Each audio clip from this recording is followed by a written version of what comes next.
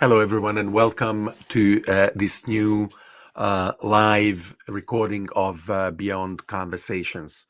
You are already a lot of people evidently attracted by our guest today, and also the excitement around the announcement yesterday. When Stephen Wolfram and I spoke a couple of years ago, we realized that we only speak about every 10 years or so, and decided that that frequency is definitely not high enough. And I'm glad that we were able to keep the promise of speaking more frequently instead. But obviously, the new ideas that both Stephen in the meantime has developed and deepened, as well as the announcement of the interface between ChatGPT and Wolfram Alpha, are the wonderful opportunity to have him here today. Hi, Stephen. Thank you very much for joining. So let's start with the easy stuff.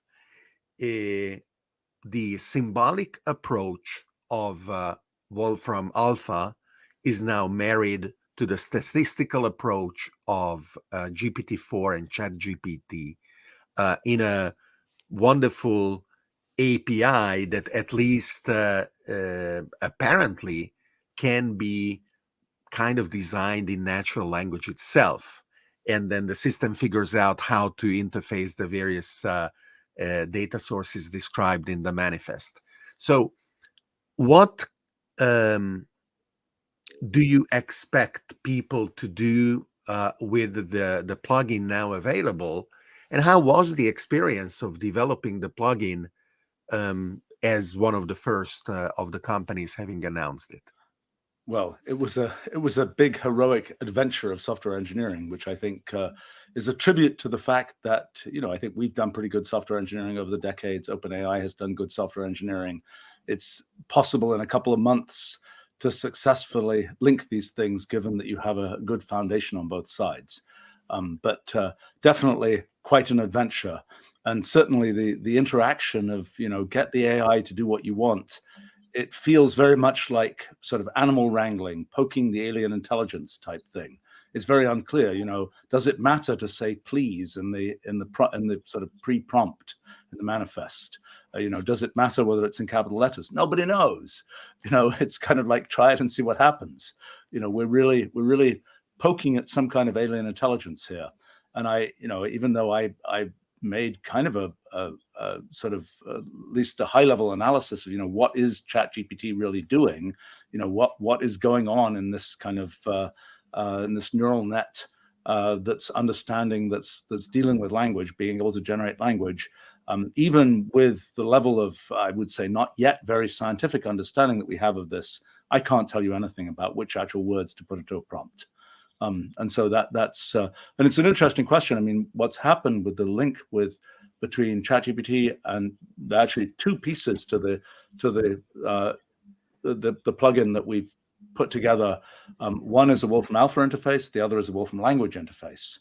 And we had at first we'd assumed that only the Wolfram Alpha interface is going to work at all decently, because the thing we've got in Wolfram Alpha, Wolfram Alpha is sort of the unique example of a system that does broad natural language understanding.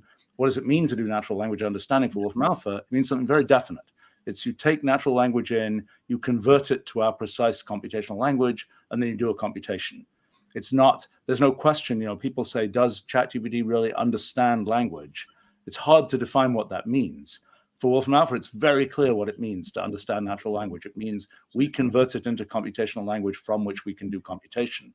And so we've had this kind of big catcher, when we're dealing with an LLM that is fundamentally sort of trading in natural language, we've got a way to kind of catch natural language that it makes and turn that into precise computational language. That's what Wolfram Alpha does. The surprise, I suppose, to me has been how comparatively successful the LLM is at generating Wolfram language code. And I think Wolfram language is sort of the unique example where that's going to be a really, really neat thing to have happen, because it's, just to be explicit, did you need to teach the model to do that, or it is one of those latent emergent features that the training brought with it? Oh, it's read lots of Wolfram language code, and it's read a lot of kind of combinations of natural language descriptions together with Wolfram language code. So it's something, it's hard to know at this point to what extent it is, maybe all those years that I put into designing Wolfram language well pay off in the fact that an LLM can understand it easily. That's, I think, a not absurd hypothesis. That is, if you're trying to understand a language that is very uniform, is very principled, so to speak, it's a lot easier to pick that up and encode it in, a small number of kind of pieces of a neural net, rather than something that's full of exceptions that is more difficult to deduce from training examples and so on. We don't know yet. I mean, that's an interesting question. An alternative approach to what OpenAI embraced and you took advantage of together with the others that launched plugins yesterday was to use the open source LangChain wrapper. Do you have any opinion of the advantage or the disadvantage of using that kind of approach? I only know that the LangChain folks seem to have done some nice stuff with Wolfram Alpha. Beyond that, I don't really know. I'm the wrong person to ask. We've had a fairly big team doing the software engineering of this. I have not been one of those people. So I'm usually I know the micro details of everything we're doing, but in this particular case, I know how our plugin API mechanism works. I don't know about some other alternatives.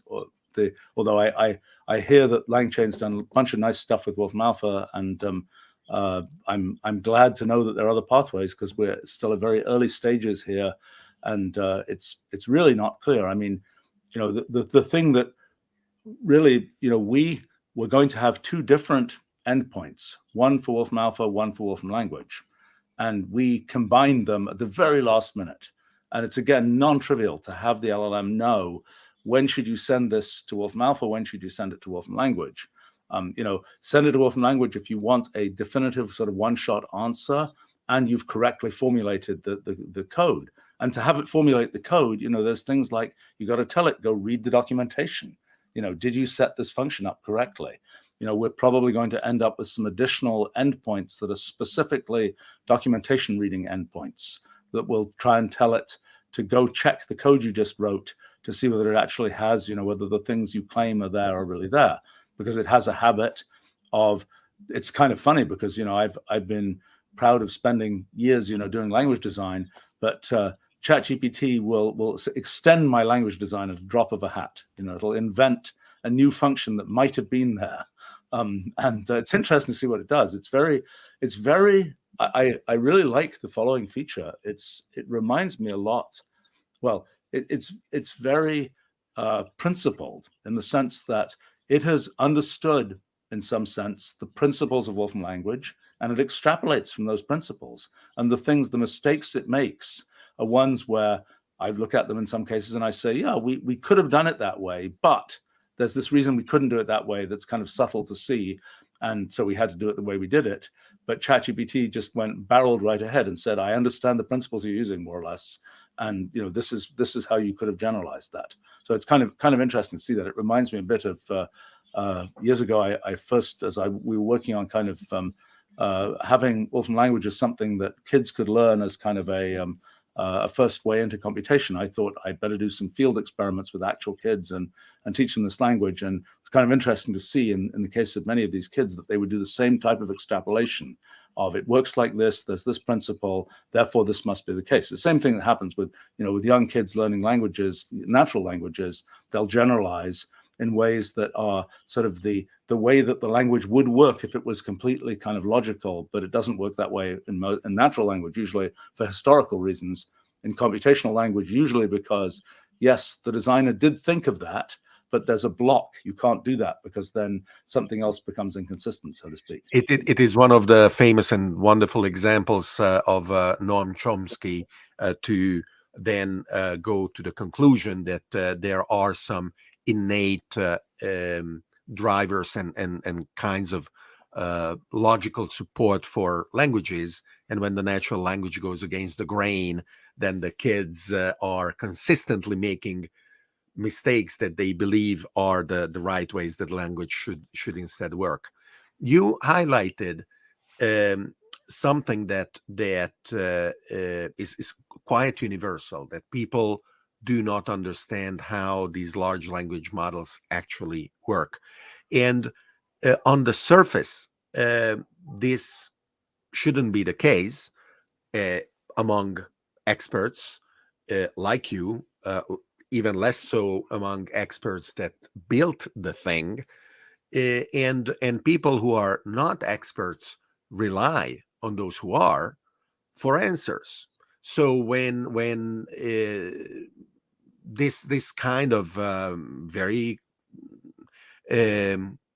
transparent admission of our lack of understanding is shared, it can create concern because it is not clear how to then go ahead and how to rely on these systems. Do you think that the Wolfram language and Wolfram Alpha could be the basis for a more systematic exploration of the nature and the depths of large language models, rather than just hacking at it and do prompt injections and whatever else?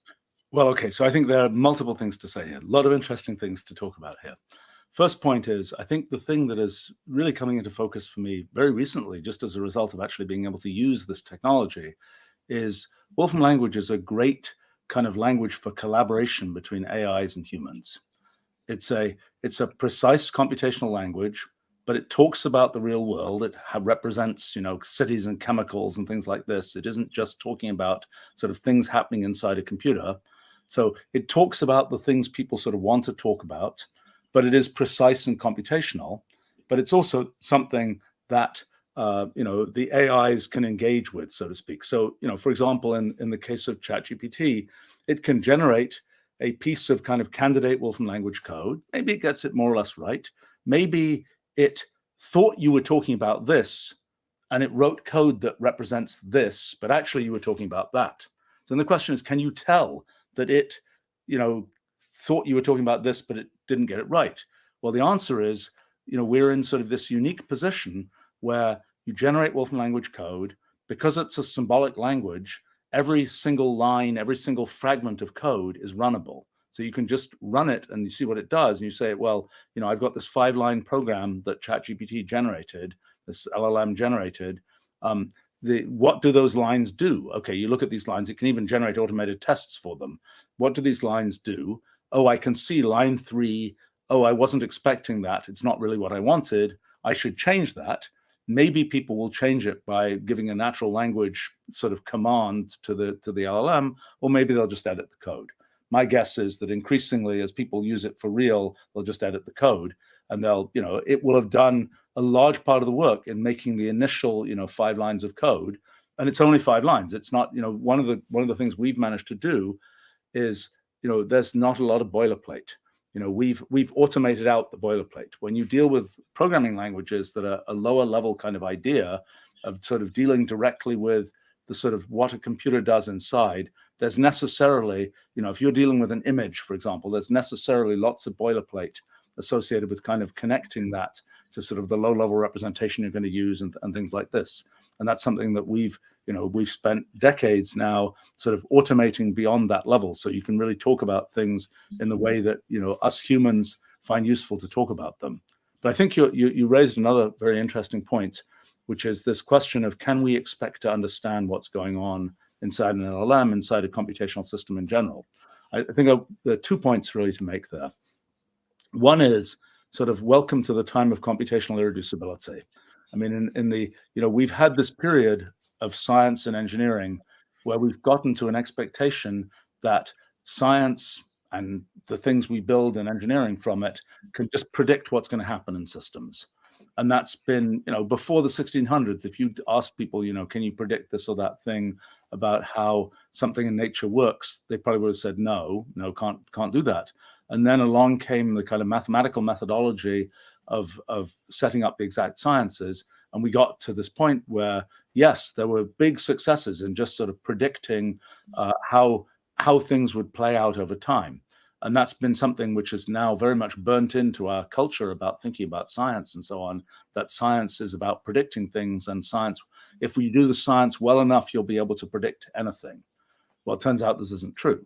This is what, I kind of discovered in the 1980s when I started studying, kind of trying to generalize beyond mathematical equations as sort of a way to understand the natural world, and started looking at programs and simple rules, and then seeing what are the consequences of those simple rules, and realizing that even though the rules are simple, and even though you completely know what the rules are, working out the consequences of those rules may be sort of irreducibly hard, in the sense that, yes, you can go run the program, you can see it does, this step, this step, this step, and you can, if you want to see what does it do after 1 million steps, well, you can run those 1 million steps. But if you want to say, I'm going to make a prediction, I'm going to make a sort of smart mathematical prediction, this phenomenon of computational irreducibility says you won't be able to do that in general. In general, there's no choice.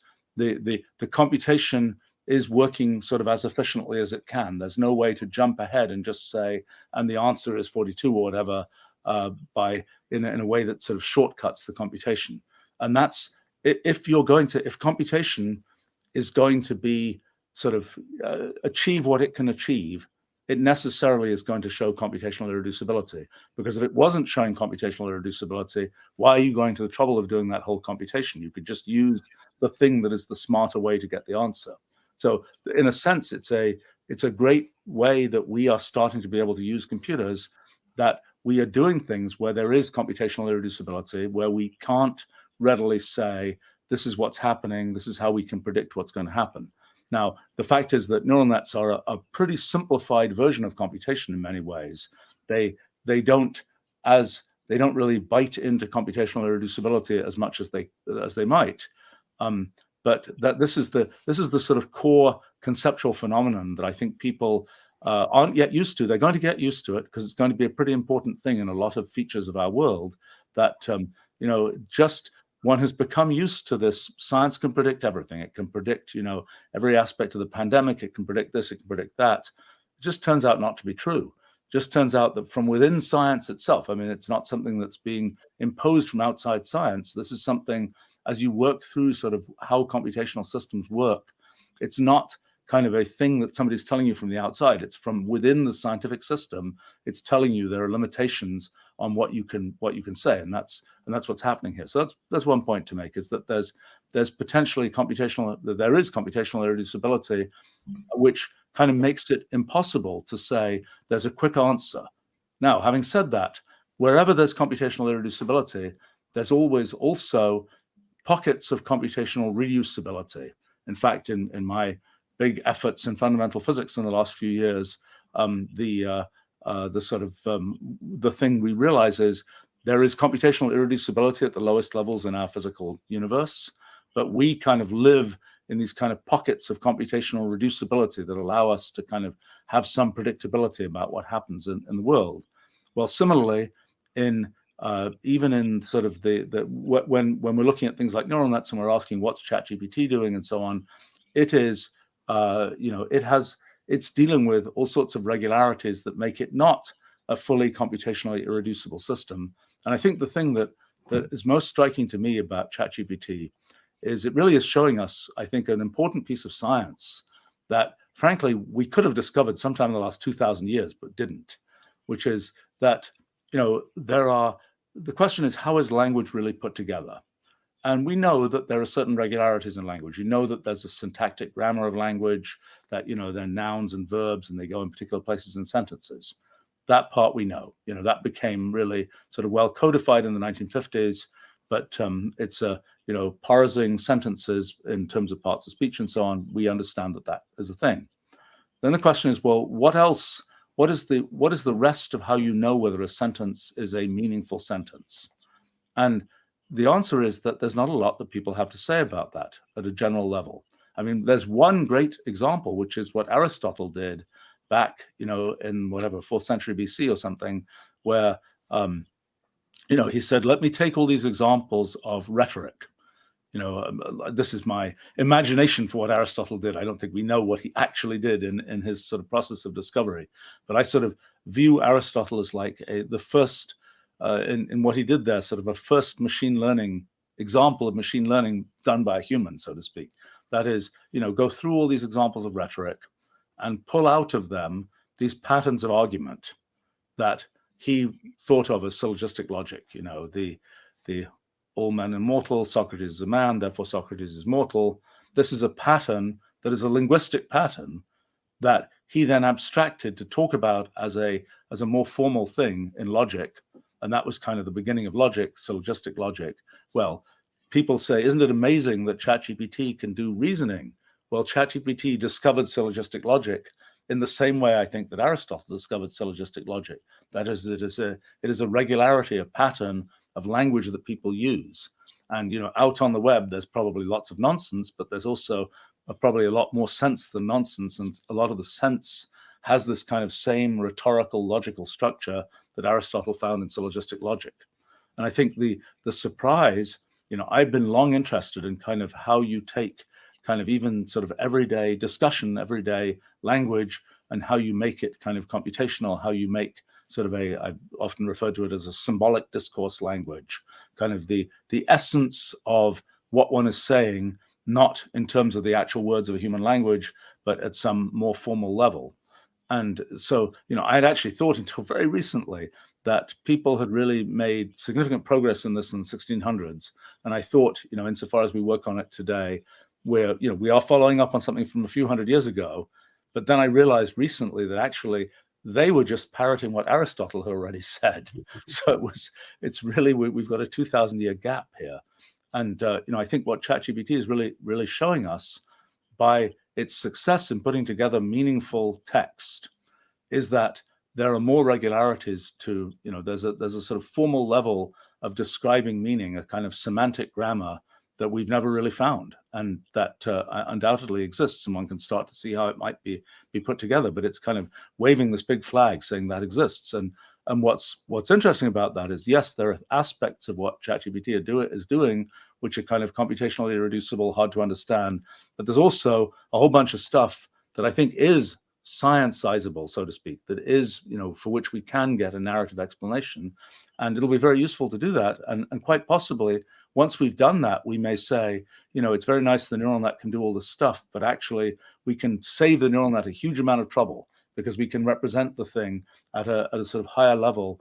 And then the neural net is still filling in lots of things, but it has to go to a lot less effort than having to do the full heavy lifting of going from sort of pure tokens of words up to the structure. And this will be very useful for two reasons. One, it will assay the fears of those that are looking at the black box of the LLM by making it more explainable and at least in part more verifiable. And another reason why this will be very useful is because even though they received $10 billion, OpenAI is busy sending all of that money back to Microsoft by running the system on a vastly suboptimal architecture, and by making future versions more compact, more efficient, and only using the statistical approach where it is exactly useful rather than all the time. it will make it much more scalable, much more efficient and effective, and we will have whatever version of our phone running it, not only connected to the cloud right now, but potentially locally as well.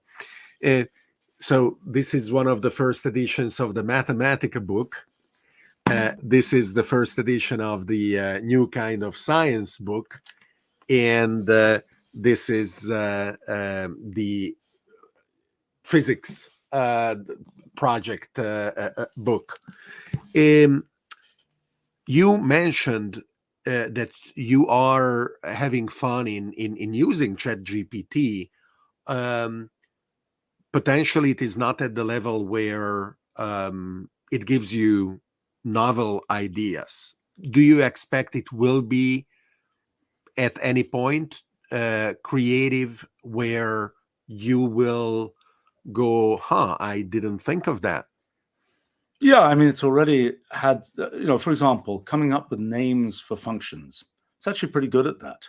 I don't think I've yet used a name it suggested, but I've kind of say to myself, yeah, it's pretty useful for that. I mean, it's at some level I could be using a thesaurus, but it's a lot better than a thesaurus, so to speak, at doing that particular task.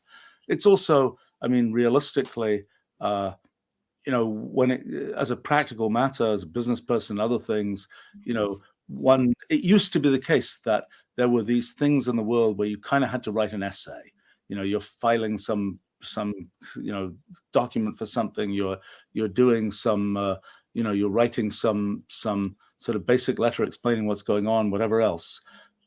This sort of smart boilerplating thing, that's sort of now solved. And I think it used to be the case. I was realizing when I was a kid, if you got a sort of printed document which had nice fonts and et cetera, et cetera, et cetera, you knew somebody had really invested in that document. You knew somebody had really gone to some effort to make that document. And then desktop publishing came along, and everybody could make nice fonts, and it told you nothing that a document had been made that way. In the world before 3 months ago, if you got something which was kind of an essay-ish document, that was a signal that somebody had gone to effort to produce it. That went away now. And but I think in terms of what I expect to see with, I expect I haven't yet used it for what I would call sort of production writing of code that I do just because in the last week or so I haven't had much opportunity to do that, so I haven't really had the but I think it'll be interesting to see. I mean, for example, I could imagine using it if I'm making some piece of graphics and I want to kind of tweak things, being able to do that in natural language. I don't know how well that will work. It's really a question of where the boundaries are between what the LLM can produce, what we can catch with our natural language understanding system, and how those things turn into something that's precise and that's what you want, and how good the feedback is of being able to say, this is what the LLM produced. I can read that little piece of Wolfram language code. I can see what it did. I can realize, if it had only put in a 2 there instead of a 3, I'd be really happy. Let me just change it, et cetera, et cetera, et cetera. So I think we're a very early stage of understanding the workflow. I mean, I think, back in the day, 36 years ago now, we invented this kind of notebook paradigm for, as you will remember from version 1 of Mathematica and so on, this kind of notebook paradigm for mixing text and code and cells and cell groups and so on. 25 years later, other people started copying this. It was amazing to me that it took 25 years for that to happen. But, I think the challenge today is how do we generalize, what is the modern sort of interface paradigm? I just coined this term, which I'm not sure I'm totally happy with, in something I was writing a week or two ago, to describe kind of what we have with ChatGPT in terms of an interface. We went through the period of GUIs, graphical user interfaces. We're now sort of entering the phase of LUIs, linguistic user interfaces, where we've had Wolfram Alpha, we've had the ability to have a small linguistic input. With ChatGPT, we have the opportunity to have kind of the big chunk of whole essay that you're saying that you want, and the whole essay coming back. I mean, it's worth pointing out that in terms of the way that that's worked in the past, we started doing experiments on writing code with natural language back in 2010, and writing big chunks of code we were not able to do at the time, but writing small chunks of code we were able to do very successfully, and that's been a very useful mechanism in all those intermediate years. Because what we find is, you're using Wolfram language, it's mostly this precise language, but occasionally you want to refer to some entity like Italy, or like New York City, or like methane, or something like this, or some more complicated chemical. And in the actual notebook interface, you'll type control equals, and then it'll give you a little box. You type in the natural language, then it will try to understand that natural language. Maybe there'll be some ambiguity. It will give you a way to change the meaning that you intend, but then it will turn that natural language into a piece of precise computational language that then is part of the program that you're writing. And that's turned out to be a really, really powerful mechanism. And I think it may very well play out in a similar way with LLMs, that rather than saying, I'm going to give you the giant essay that's going to describe my whole giant IT system that I'm trying to build, just go build this, which I think is not going to work in a near term. You'll instead be saying, let me think about what I'm trying to do in a computational way. Let me break it down a bit into these pieces that are a little bit more bite-sized, then ask the LLM to make those. It'll make a piece of code. You look at that code. The great thing about Wolfram language is it's intended to be a language that is readable both by computers and by humans.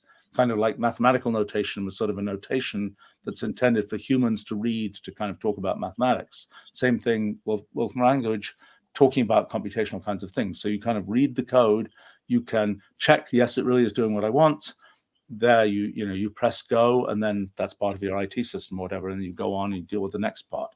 And what you realize is that the humans are really, at this point, they're the strategists of what's going on, more so than they are the people sort of in the trenches writing the individual lines of code. I mean, and this is the same, when I started doing computing back in the early 1970s, disgustingly long ago, assembly language was the language.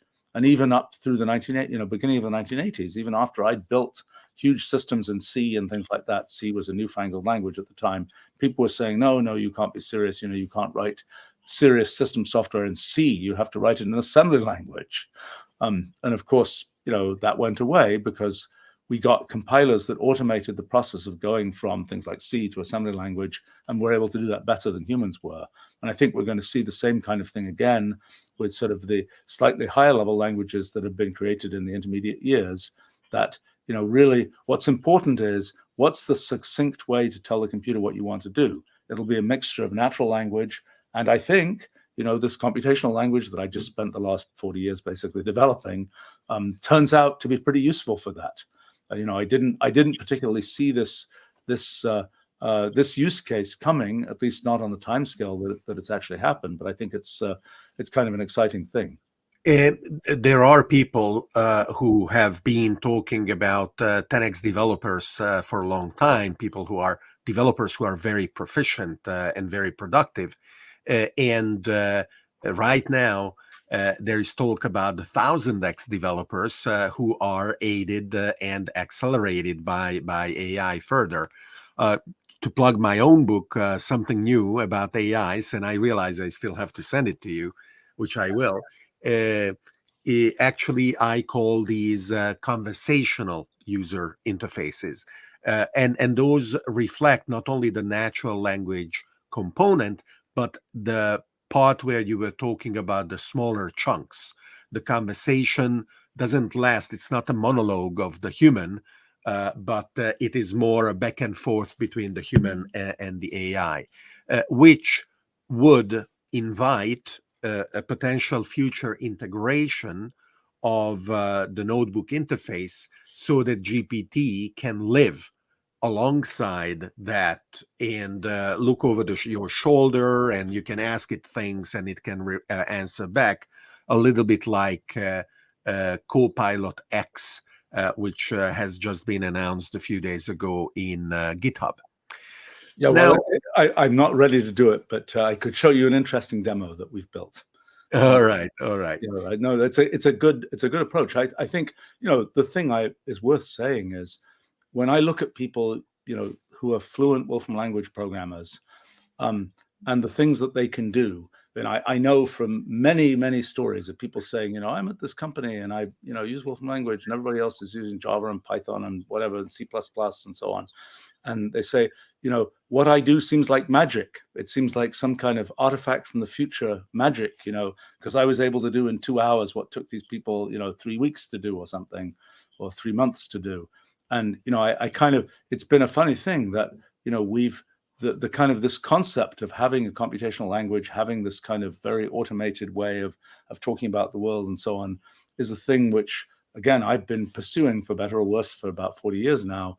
And it's, a few million people use it well, but it is certainly, it's a funny thing that there are, I think this moment that we're in right now is one where people finally get to realize, there's, you can automate a lot of what people were, digging the trench by hand, so to speak, writing, putting together all these libraries and, arranging all this glue code and all this kind of thing. That's, and in a sense, what we've tried to do is to make a language where that stuff's already automated. And aren't you lucky, rather than Aristotle that had to wait 2,000 plus years to see that his logic is applied in something useful? You are still alive, and people are yes, I know. what you matters. Right. I've been, this is I seem to be on a lucky streak here because I think that, the stuff I've been doing in fundamental physics, I have to say, I didn't think that a lot of those things would come together on a time scale of my lifespan, so to speak, and they have. And, that seems to be going extremely well and is way ahead of schedule. And, I thought in terms of the applications of what we figured out in fundamental physics, I was kind of predicting 200 years to first useful applications. And we've already got a bunch of applications bubbling up right now, which is a big surprise. Last time we had the privilege of talking for 2 hours, and I know you have a plane to catch. So I hope we can go and cover the physics project advances as well. But before we do that, I would like to connect a talk you gave at the H+ Summit conference I organized in 2010 together with Alex Lightman at Harvard University, and the current fears about AGI emerging and our ability or inability to understand it and control it and align it with a human future. At the time, 13 years ago, you spoke about kind of the light cone of the future and how computational irreducibility stops us from being able to predict what is going to happen. But of course, it's still our desire and our responsibility to maximize human flourishing. And that is where these pockets of scientific reducibility come into play. There are those who dismiss any danger of a misaligned AGI. And there are those at the extreme opposite who say, I believe this is going to end very badly.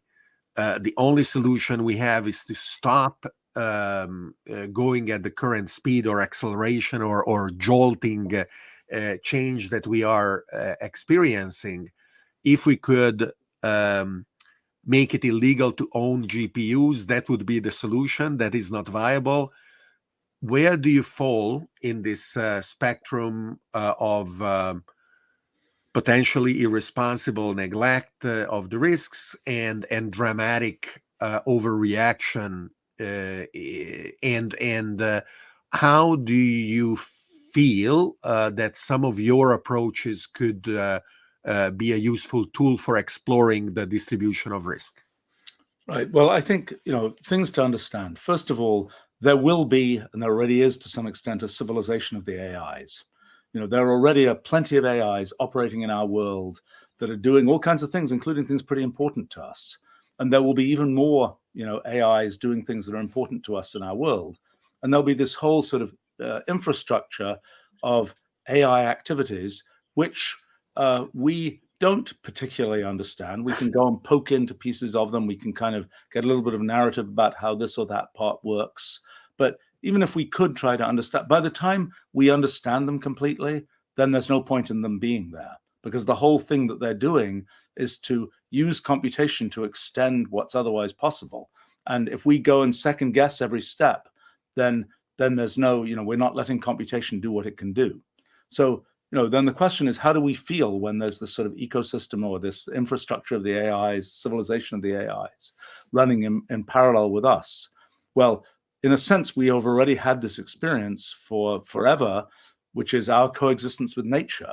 Nature we can think of as being something which is running, I like to think of it this way from a science point of view, it's sort of running lots of computations, and we exist in and around nature, and we manage to successfully coexist with nature. It could be that nature would wipe us out one day, but actually, we managed to find these sort of ways in which we can coexist with nature. I think to some extent that is the situation we'll end up with AIs. Now, sort of, we've had billions of years to evolve to deal with the way that nature is. The AIs are going to come on a bit more quickly, so we have to kind of have our thinking caps on about how to interact with them. I think that, the other question is, okay, so let's say we're trying to define in general, how do we want an AI, what general principles do we want an AI to follow? Well, you say, well, okay, let's set down our constitution for the AI. First question is, what should be in that constitution? And the, very obvious thing from sort of the way that humans work, there's not going to be one kind of world constitution of the AIs, or if there is, it'll be incredibly brittle and a really bad idea. There'll be lots of different, just as there are lots of different countries, lots of different, groups within and across countries and so on. There'll be lots of different sort of places where one will want to have sort of different AI constitutions, so to speak. I think it's a really interesting question, which far too little work has been done on. What should an AI constitution say? What kinds of principles should it try to follow about, the rights and responsibilities of AIs, all these kinds of things. But then there's another question is, how do you express the AI constitution? And I think here again, this kind of computational language approach, which we've already started to see in kind of computational contracts that connect to smart contracts on blockchains and things like this. The idea of taking legal code that we write in kind of an approximation of, let's say, English, but it's really legalese because it's English that has to be made a bit more precise. Taking that and turning it into computational language, that's sort of an obvious direction and something that we're starting to be able to do. And I think that's an important thing, because then you can say, here's the, just like back in the past, people would sort of put up, here is the code by which we'll, the whatever it was on a tablet for Hammurabi or whatever it is, here's the code, so to speak, that we want to follow, and people can read it. And I think we'll see something similar with sort of a computational language version of, these are the principles we want the AI to follow. And this is the we can all read this and understand it. And if we're defining, I don't know, some terrible thing about how autonomous weapons are going to work or some such other thing, we can say these are the computational language rules by which this thing is supposed to follow. Now the next issue is, okay, so you set out those rules and you say, great, we've got these rules, we're really happy with them in 2023, and then 10 years later the world has changed and those rules no longer quite apply.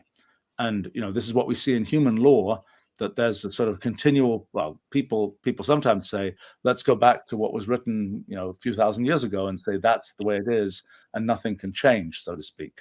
But I think what is more common is to say, well, the world's changed and we've got to patch this code that we defined in the past. We've got to keep on patching it. And in a sense, the thing that is sort of a piece of theoretical science is that's inevitable. This is a computational irreducibility story yet again, that there are always unexpected things that will happen. There are always places where kind of something will happen and you didn't define what should be done in that case, so you've got to put some new patch on in that case. It's kind of rather charmingly reflects all the way back to Gödel's theorem And, Gödel, in a sense, was using the idea, Peano arithmetic is a set of axioms which are supposed to define the integers and arithmetic, and just the integers and nothing but the integers. But what Gödel showed in Gödel's theorem in 1931, one of the interpretations of his theorem is that just can't work. You can't have a set of rules that say, I'm going to get the integers and nothing but the integers. There's always, there's always like a complicated, weird, non-standard case. You have to put a patch, have to add another axiom. You have to keep doing that. And you end up with an infinite number of axioms if you want to sort of say the integers and nothing but the integers. And I think we'll see the same type of thing happening with, we'll have a sort of computational language kind of code that might define things about how AIs should work. We then have the complicated issue of the fact that won't be sufficient. There'll always be, in a sense, the question of what should the AIs do? There's no perfect answer. There's no sort of theorem. There's no axiomatic theory of ethics axiomatic theories are, you put the axioms in and then things follow from them. There's no kind of theorem that says this is how ethics has to work, and there's no other possibility. Ethics and those kinds of things are a question of what we humans want to have happen. And so the thing one could say is, well, you might say we can make a code for everything we want to have happen. We can define it now. That's not going to work. There's always going to be things that come up where sort of the system has to ask us humans, so, okay, what do you want to do in this case? That's a case that hasn't been covered yet. So I tend to think, I think as a practical matter, one of the things about AI is the extent to which it is or is not centralized, and the extent to which there's kind of, the one LLM of the world type thing versus a whole ecosystem of LLMs. And I think, the way that things are likely to evolve in most countries, at least, is sort of an ecosystem of LLMs and an ecosystem of AIs. And I think that's, it may not be perfect and there may be issues with it, but it's something that I think is not, has a good chance of not being sort of fundamentally unstable. It's something where, like in biology, there's no, it doesn't tend to be the case that one species just takes over the whole, the whole of an ecosystem. It's something where there's some equilibrium established, and I think that's something that one can imagine if it's given the opportunity to do so. And I kind of think that it will for some of these reasons, like the kind of economic, it'll be the thing to understand perhaps is that, you've got an LLM, you train the LLM. Okay, you've got, maybe 6 billion, maybe 10 billion, maybe some number of billions of current meaningful human written web pages out there. You can train on that. There's maybe 150 million books or something that have been ever produced in the world, and maybe 10 million of them have been scanned now. And there's a certain universe of things that you can readily train on. Now you can keep going. You can go. I realized I've recorded 50 million words that I've said, or I've written about 15 million words, and I think altogether 50 million words that I have in some kind of tangible form. And so one can go on and one can start sort of thinking about all the different things that people produce, all the sort of personal analytics that people potentially have. I mean, I myself happen to have, for just reasons of being curious about it for the last third of a century or so, been an obsessive recorder of sort of personal data and so on. I don't usually pay any attention to this data; it just gets passively recorded. But now I realize, gosh, I can, I have a good chance of being able to do as well as anybody in training a bot of myself, so to speak. And then have your children or descendants have conversations with it in the future, in case you were unavailable for whatever reason. Yes, right. So Microsoft Research published a 154-page analysis of GPT-4, where they conclude, and it is in the title of their paper, they are seeing glimpses of AGI. Now, admittedly, I am a general intelligence of variable success across the hundreds or thousands of different dimensions that my intelligence could be measured. So already the fact that humans are the necessary yardstick is questionable. A simple calculator is better than me in arithmetics, and Boston Dynamics robot can do somersaults, which I can't. So are you at all worried that there could be sudden leaps in emergent features that haven't been planned for, that could extend these systems from merely matching to vastly exceeding human intelligence across a large number of dimensions, and that at the same time interfaces like yours are enabling them to act on those capacities, on those characteristics, if they gain, among the new features, an agency, a motivation, a desire for goal seeking, which today they don't possess. Well, okay, so there are multiple pieces to that. I mean, one thing that I think will probably happen and will be somewhat shocking is that these systems will be capable of doing sort of grand analogies of kinds that people like me are proud of being able to do, and are fairly uncommon among people. Being able to figure out what's the grand analogy between mathematics and gravitation theory or something like that. That's something that I feel pleased with myself that I can see those kind of grand analogies. My guess is that one of the shocks will be that it will be possible to get LLM-like systems to make these kind of grand analogy apparent leaps. Really, it's like, I know how I do it. It's like I see the pattern of how things work in field A, and I know enough about fields A and B that I can kind of see the correspondence. And these systems will similarly know enough about fields A and B to see that correspondence. I mean, I think another sort of a general thing for current times is this, there's been a tremendous drive for humans to specialize and sort of build up specialized towers of knowledge. I think that the increasing automation of kind of knowledge work and so on means that turns out just not to be a very good strategy. You're much better off, when you need to dive into some very detailed area. And I know this for myself. For years, I've been kind of using automation as best I can to do, science and technology and so on. When one needs to dive into some area, if one knows kind of how to use the automation, you can dive as deep as you want without having spent the years kind of learning that specific tower. It's more important to kind of learn the facts of, the facts across a lot of areas and understand kind of the tooling that allows you to go deep. But I think, let's see, you were asking about... well, emergent agency and motivation, right. Okay. And whether putting these systems and interfacing them with the physical world could increase the risk of right. negative outcomes. Right. So the question really is, the computational universe of possible things you can do is very big. We humans care about only a small fraction of that. It is easy to make, and in fact, it's something I've done in science a lot, to just go out into the computational universe and go find what's out there.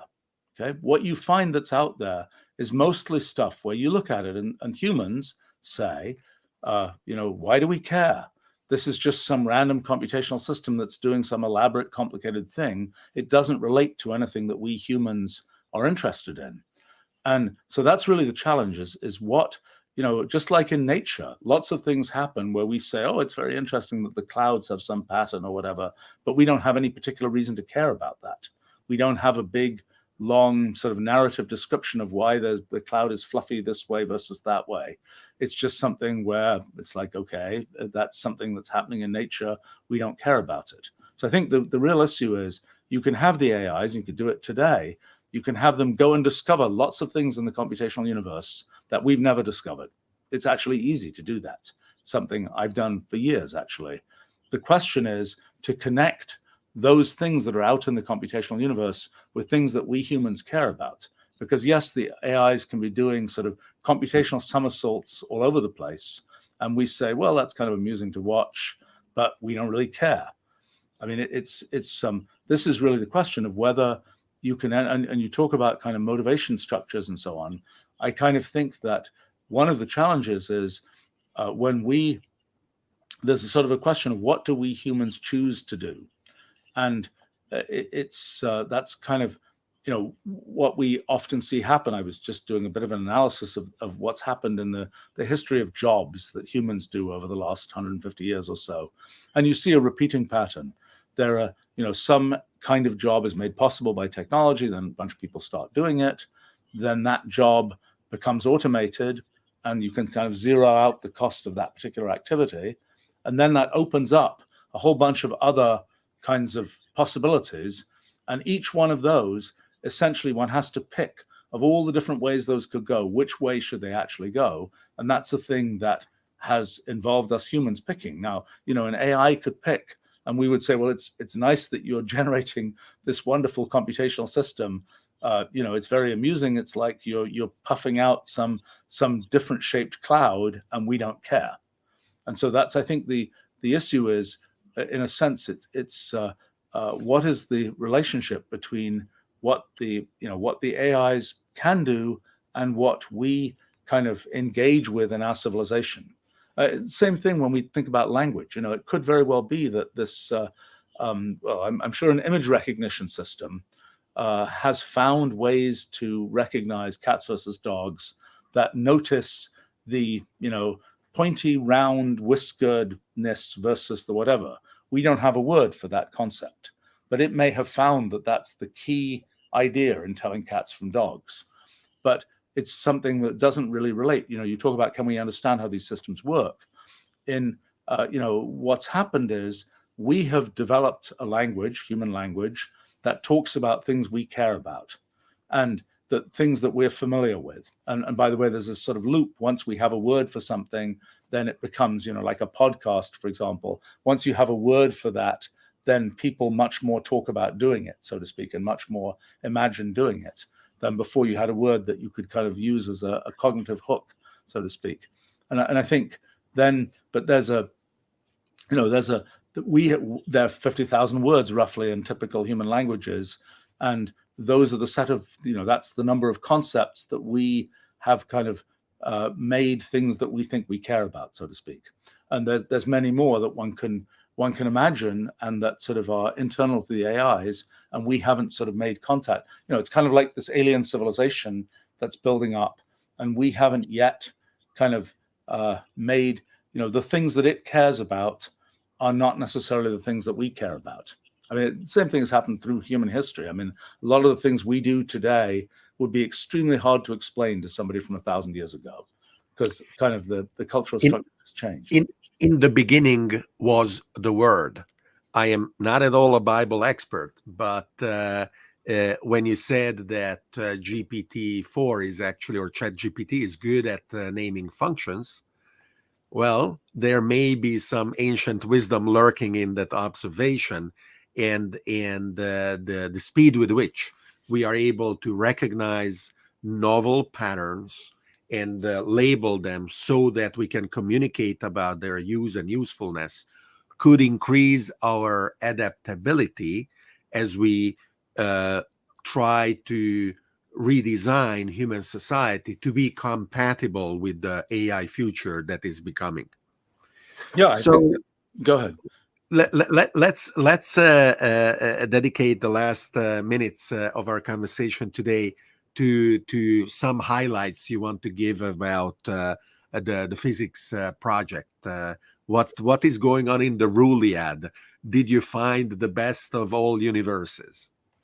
Right. Well, I think for me, one of the exciting things is the realization that kind of the core theories of 20th century physics, of which there are three: general relativity, the theory of gravity, quantum mechanics, and statistical mechanics, things like the second law of thermodynamics, law of entropy increase. Those three areas, I have realized, they're all in a sense the same theory, differently labeled, but they're all really the same thing going on. And the thing that's going on is that underneath, in the sort of lowest level operation of the universe, there's lots of computational irreducibility. In the case of molecules in a gas, we see it in a very explicit way. They're just all these molecules bouncing around in the room, and they're bouncing around in complicated ways that we cannot readily trace, where we would have to follow this computation to see what's going to happen. Okay, so there's this sort of underlying computational irreducibility. Then there's us as observers of what's going on.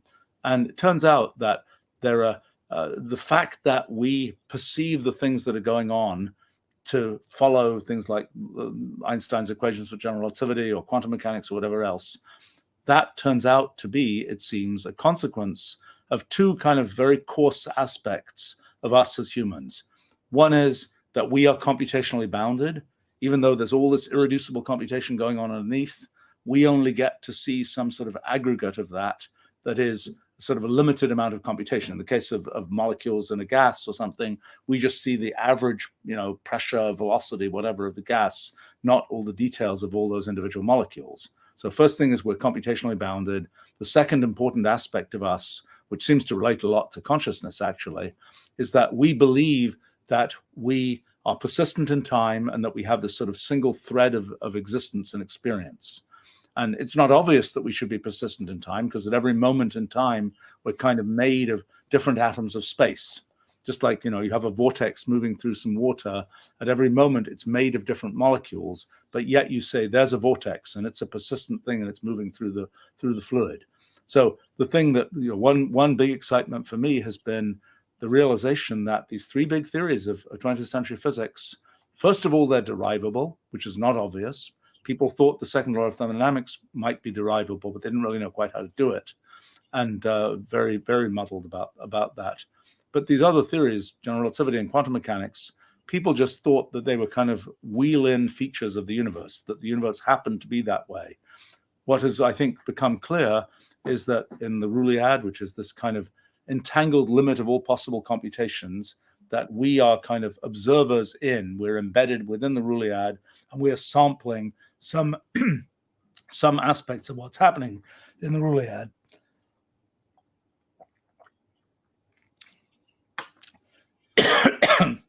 Excuse me. The thing that is going on there is the question of kind of what can we say about the sample of the ruliad that we're taking? And the answer is that there seem to be these couple of characteristics that we have as observers, namely that we're computationally bounded and that we believe we're persistent in time. And those characteristics of us as observers kind of force us to perceive what's happening in the ruliad, to follow these particular general rules, which turn out to correspond to the laws of physics. That's to me, that's pretty exciting kind of a metaphysics meets physics kind of moment. And by the way, to not leave out mathematics, we realize that that mathematics is also a feature of the ruliad. It's another way of sampling the ruliad. And for example, here's an example of a result that I was kind of excited about. There's a question of why is it possible? Okay, so we think about mathematics. There's ways of axiomatizing mathematics. It's actually very difficult to do mathematics in a fully axiomatized way. And most working mathematicians don't do mathematics in a fully axiomatized way. They think, Pythagoras' theorem is a thing that you can then reason in terms of, and they don't really worry about, what's the precise definition of real numbers that you're going to use in the Pythagorean theorem, things like that. They're prepared to operate at a sort of higher level.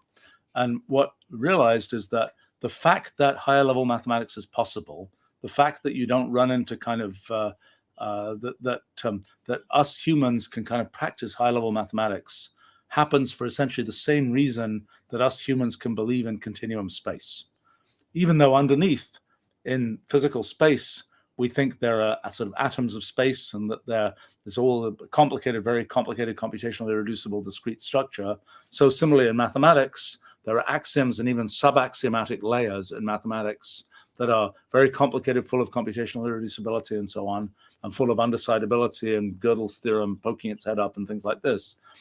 The level at which we can do mathematics is this level where we're kind of operating at the fluid dynamics level, where the axiomatic level is more like the molecular dynamics level. We're able to operate at that higher level. We're able to sort of reason at that higher level. And the fact that we can do that sort of happens for the same reason as the fact that we can think about space as a continuum thing and not always have to sort of descend down to talking about the atoms of space. Now, having said that, one of the things that is question is, okay, when are we going to get the first sort of slam dunk experimental evidence that our model of physics is on the right track? And I think it might happen reasonably soon. I mean, I was thought this will be, a long time away, but things are happening very quickly. And really, here's the thing. If you look back at history of physics, you look back to the 1800s, people were arguing a lot. Is matter discrete or continuous? Are there molecules? Are there not molecules? People, the electromagnetic field, is it continuous? Is it discrete? Well, it turned out around 1900, it started to become very clear that these things are discrete. Molecules exist. The electromagnetic field is made of photons, things like this. And sort of one of the giveaways was Brownian motion, which had been discovered in the 1830s. And people just, oh, that's an amusing phenomenon. We don't really know what it is. And then people, well, Einstein was one of them, sort of pointed out, no, actually, it's individual molecules of water kicking these pollen grains around. We can see the discreteness of matter. So the real challenge, I think, for one of the challenges right now, what is the Brownian motion of space? In other words, at the time, by the way, around 1900, people would not have been surprised to think that space would be discrete. But the way that physics evolved, people sort of got the idea that, no, the only way it can be consistently set up is for space to be continuous. But so one of the things that I'm sort of hoping for in the not too distant future is we'll actually find a phenomenon that is kind of like the Brownian motion of space, and where we'll actually be able to see, we can tell that it's discrete. We already have some nice simulations now on the basis of our models that go up to the level of looking at things like black hole properties and so on.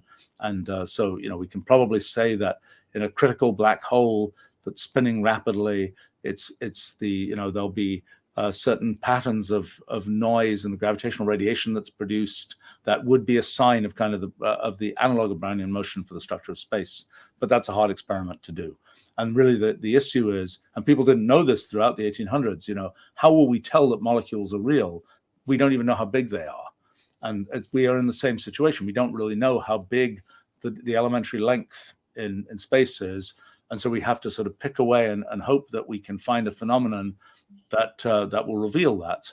I mean, there are other ones like dimension fluctuations from the early universe. We think the universe started infinite dimensional, gradually kind of cooled down to be three-dimensional. There are probably fluctuations where it's, 3.01 dimensional and things. How will one observe those? I mean, something spectacular could happen. We could find that, we think there's gravitational lensing, which we normally see where we'll see multiple images of a galaxy, for example, imaged around a massive object. Maybe there'll be something where we thought it wasn't an image of anything, but when we assemble the pixels correctly, we'll realize it's some kind of fractal pattern type thing that reveals a 3.001 dimensional lump of space there. So things like that can happen. But I think the thing that is probably sort of at a conceptual level, the biggest thing with our physics project is the realization that we have this kind of paradigm for thinking about systems that we're sort of calling the multi-computational paradigm. It's where it's something that sort of we were tipped off by quantum mechanics, the idea that there are sort of many threads of time going, and that we as observers are knitting together these threads of time, and that there are sort of generic things that can be said about that. And I think there are implications in areas as diverse as, molecular biology, distributed computing, economics, etc., of these kind of ideas. One of the features of this is that because these ideas seem to apply to physics, and a lot of success has been had in physics, because we think the same ideas apply across these different areas, we can expect to import into, let's say, economics, ideas from physics through sort of the medium of this kind of formalism. So anyway, that's a very quick kind of yes. I would have 100 more questions, but I know you have to go. Thank you very much. And I think we are in agreement that next time we speak again is not going to be in 10 years. And I will be happy to reach out and have an update. But in the meantime, thank you for being here with us today. Yes, thanks very much. Nice conversation. Thank you.